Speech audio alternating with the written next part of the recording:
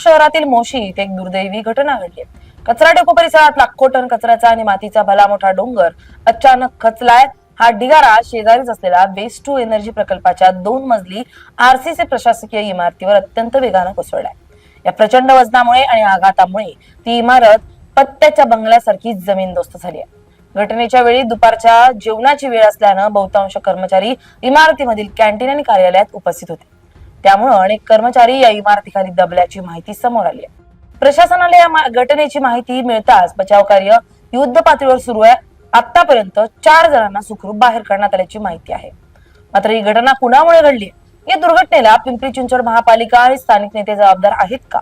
जर महापालिकेनं दुर्लक्ष केलं नसतं तर ही घटना घडलीच नसती असं म्हटलं जात आहे.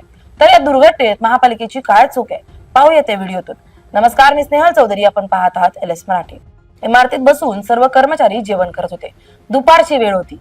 पाऊस सुरू होता. अचानक मातीचा आणि कचऱ्याचा ढिगारा आला आणि इमारत कोसळली. या ढिगाराखाली तब्बल 15 ते 19 कर्मचारी अडकले. घटनेची माहिती मिळताच बचाव कार्य सुरू झालं. काही वेळातच 4 जणांना बाहेर काढण्यात आलं. ढिगाऱ्याखालून अजूनही काही कर्मचाऱ्यांचे आवाज ऐकू येत आहेत, जे आशेच्या किरणाने बचावाची वाट पाहतायत. पिंपरी चिंचवड महापालिकेच्या अग्निशमन विभागाच्या अधिकाऱ्यांनी दिलेल्या माहितीनुसार अद्याप कोणाचाही मृत्यू झालेला नाही. घटनास्थळी NDRF, स्थानिक पोलीस, अग्निशमन दल आणि लष्कराचे जवान तैनात असून अत्याधुनिक यंत्रसामग्रीच्या साह्यानं ढिगारा उपसण्याचं काम सुरू आहे. घटनास्थळावर महापौर रवी लांडगे, महापालिका आयुक्त डॉक्टर विजय सूर्यवंशी आणि पोलीस आयुक्त विनय कुमार चौबे स्वतः उपस्थित राहून बचाव कार्यावर देखरेख ठेवतात. या घटनेनंतर पोलीस प्रशासनाने याबाबत माहिती दिली आहे. मोसी येथे घनकचरा प्रकल्प जे आहे त्या ठिकाणी जे कचऱ्याचा ढीग होता तो सेटल्ड होता, पण ते मागच्या 3-4 दिवसापासून अतिवृष्टीमुळे त्याच्यामध्ये लँडस्लाईड झाला आणि तिथे जी बिल्डिंग होती त्याच्यावर काम करणारे लोकांची जी G+2 असं 3 मंजिली बिल्डिंग होती त्याच्या तो खाली आला आणि तो बिल्डिंग खचली गेली. आणि त्यामध्ये सध्या प्राप्त माहितीच्या अनुसार 15 ते 16 लोक तिथे ट्रॅप झालेले आहेत, अडकलेले आहेत आणि त्यांच्या रेस्क्यू करण्याची प्रक्रिया चालू आहे.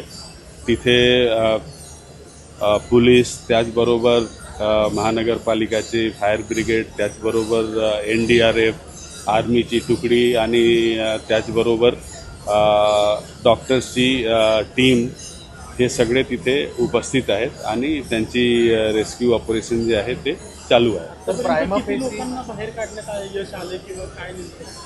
ते 3 ते 4 लोक जे की टॉप फ्लोअरवर होते ते तिथे भिंत तुटली आणि त्यामुळे ते रेस्क्यू झाले. सर, प्रायमाफेसी काय रिझन आहे की जर ती एवढी मोठी बिल्डिंग असेल तर अचानकपणे कोसळण्याचं काय? नाही, ती जी बिल्डिंग आहे आपण पाहिलं तर ते त्याच्या ठीक पाठीमागे कचऱ्याचा फार मोठा लिगेसी ढीग आहे, जुना ढीग आहे आणि तो ढीग जो आहे तो अदरवाईज स्टेबल होता, पण मागच्या काही दिवसापासून फार जोरात पाऊस चालू आहे त्याच्यामुळे तो लँडस्लाईड सारखा झाला आणि तो कचरा जो आहे तो बिल्डिंगचे डायरेक्शनमध्ये आला आणि त्याच्यामध्ये बिल्डिंग जी आहे ती खचली गेली. परंतु या संपूर्ण दुर्घटनेनंतर आता एकच संतप्त सवाल उपस्थित केला जातोय की ही दुर्घटना खरोखरच निसर्गाचा प्रकोप आहे की महापालिका प्रशासन आणि कंत्राटदाराचा निष्काळजीपणा? या दुर्घटनेमागे महापालिकेचा देखील अप्रत्यक्षपणे हात असल्याचा आरोप आहे. महापालिकेनं कचऱ्याच्या डोंगरा शेजारीच बांधकामाची परवानगी दिली आहे. पर्यावरण आणि स्थापत्य अभियांत्रिकीचा मूलभूत नियम असा सांगतो की कचऱ्याचे मोठे डोंगर पावसाळ्यात पाणी शोषून घेतात, त्यामुळे त्यांचं वजन वाढतं आणि ते निसरडे होऊन कचरा स्लाईड किंवा भूस्खलनाचा धोका निर्माण होतो. हे सर्व माहीत असतानाही पिंपरी चिंचवड महापालिकेच्या इंजिनियर्सनी आणि नियोजन विभागानं एवढ्या मोठ्या कचऱ्याच्या ढिगाऱ्याच्या अगदी पायथ्याशी ही प्रशासकीय आणि कॅन्टीनची इमारत बांधण्याची परवानगी कशी दिली? हा प्रशासनाचा सर्वात मोठा ढिसाळ कारभार आणि तांत्रिक चूक मानली जाते. नियमानुसार कचरा डेपो आणि मानवी वावर असणाऱ्या कोणत्याही इमारतीमध्ये किंवा कार्यालयामध्ये ठराविक सुरक्षित अंतर असणं बंधनकारक असतं. कचरा खचल्यास किंवा तिथे आग लागल्यास जीवितहानी होऊ नये हा यामागील मुख्य उद्देश असतो. मात्र मोशी डेपोमध्ये या नियमाची सरळ सरळ पायमल्ली करण्यात आली. ही इमारत कचऱ्याच्या ढिगाऱ्याला अगदी लागूनच उभी केल्यानं कचरा थेट इमारतीवर कोसळला आणि इमारतीचा पाया खचून ती भुईसपाट झाली आहे. हा वेस्ट टू एनर्जी प्रकल्प महापालिकेने एका खासगी कंपनीला कंत्राट तत्वावर दिल्याची माहिती आहे. पावसाळ्यापूर्वी या कचऱ्याच्या टेकड्यांचं सुरक्षिततेच्या दृष्टीनं सेफ्टी ऑडिट करणं आवश्यक होतं. कचऱ्याचा उतार सुरक्षित आहे का याची तपासणी कंत्राटदार आणि महापालिकेच्या देखरेख यंत्रणेनं करणं गरजेचं होतं. मात्र त्याकडे पूर्णपणे दुर्लक्ष करण्यात आलं, ज्याचा फटका आज तिथं काम करणाऱ्या निष्पाप कर्मचाऱ्यांना बसला असं म्हटलं जात आहे. स्थानिक नागरिक आणि पर्यावरण कार्यकर्त्यांनी यापूर्वी अनेकदा मोशी डेपोतील कचऱ्याच्या टेकड्यांच्या सुरक्षिततेबाबत, तिथल्या दुर्गंधीबाबत आणि संभाव्य धोक्यांबाबत प्रशासनाला लेखी निवेदनं दिली होती. या कचऱ्याचं सपाटीकरण करावं अशी मागणी सातत्यानं होत होती, परंतु या मागण्यांकडे स्थानिक लोकप्रतिनिधी आणि महापालिका प्रशासनानं जाणीवपूर्वक डोळेझाक केल्याचा आरोप आता स्थानिक जनतेतून होतोय.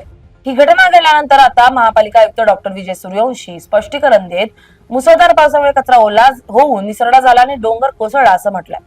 मात्र तज्ञांच्या मते पाऊस हे केवळ निमित्त ठरलं असून खरी कारण नियोजनाचा अभाव आणि चुकीच्या जागेची निवड हीच आहेत. केवळ निसर्गाचा प्रकोप म्हणून या घटनेवर पांघरून घालता येणार नाही असंही म्हटलं जाते. मोशी दिली दुर्घटना मानवनिर्मित चुकांमुळे घडल्याचं प्रथमदर्शनी स्पष्ट होत आहे. सध्या संपूर्ण लक्ष ढिगाराखाली अडकलेल्या उर्वरित कर्मचाऱ्यांचे जीव वाचवण्यावर केंद्रित असलं तरी यानंतर या प्रकरणाची उच्चस्तरीय चौकशी होणं गरजेचं आहे असं म्हटलं जात आहे. इमारतीचा प्लॅन मंजूर करणारे महापालिकेचे दोषी अधिकारी, सुरक्षेकडे दुर्लक्ष करणारा खासगी कंत्राटदार आणि देखरेख ठेवणारी यंत्रणा यांच्यावर गुन्हा दाखल करावा अशी मागणी आता जोर धरते. भविष्यात अशा दुर्घटना टाळण्यासाठी प्रशासनाने तात्काळ सर्व कचरा डेपो परिसराचं स्ट्रक्चरल आणि सेफ्टी ऑडिट करणं ही काळाची गरज बनली असंही म्हटलं जात आहे. मोशीतील घटना कुणामुळे घडली कमेंट करून आम्हाला नक्की कळवा. Bureau report LS Marathi.